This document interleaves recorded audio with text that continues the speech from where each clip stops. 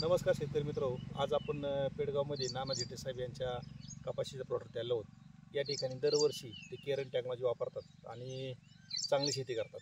तर या ठिकाणी केरन टेक्नॉलॉजी यूज केल्यामुळं तुम्हाला जमिनीमध्ये काय बदल वाटला? जमिनीमध्ये बघा ना, आता पोळी सारखीच राहणार म्हणजे एकदम भुसभुशीत राहणार। दगडच नंतर तुम्ही म्हणले गांडूळ पण दिसतात, गांडूळ पण भरपूर। पण आता कपाशी तुम्ही मागच्या वर्षी पण वापरलं, बरोबर आहे। आता परत ट्रीटमेंट चालू करणार आहोत या ठिकाणी। आता मागच्या वर्षी वापरल्यामुळे जमीन सुपीक झाली आणि आता जर बघितलं तर कपाशी एवढी आता ह्या बऱ्याच परिसरामध्ये इतरांपेक्षा आपली कपाशी कशी आहे बघा ना। मग 15-16 क्विंटल मानले म्हणजे गेल्या वर्षीच काढला 30 क्विंटल। 30 क्विंटल काढला। किती एकरात? हे काय ही पाऊण एकर आहे, खालचं एकर म्हणजे पावणे 2 एकरामध्ये पावणे 2च आहे। पावणे 2 म्हणजे तुम्ही जवळ 30 क्विंटल माल काढलाय। तर तुम्ही समाधानी का? एकदम एक नंबर। ह्याची फुटी वगैरे बघितली, ह्याची ग्रीनरी, ह्याची काळोखी, यावर समाधानी का? इतर शेतकऱ्यांना तुम्ही काय सांगू शकता बरं?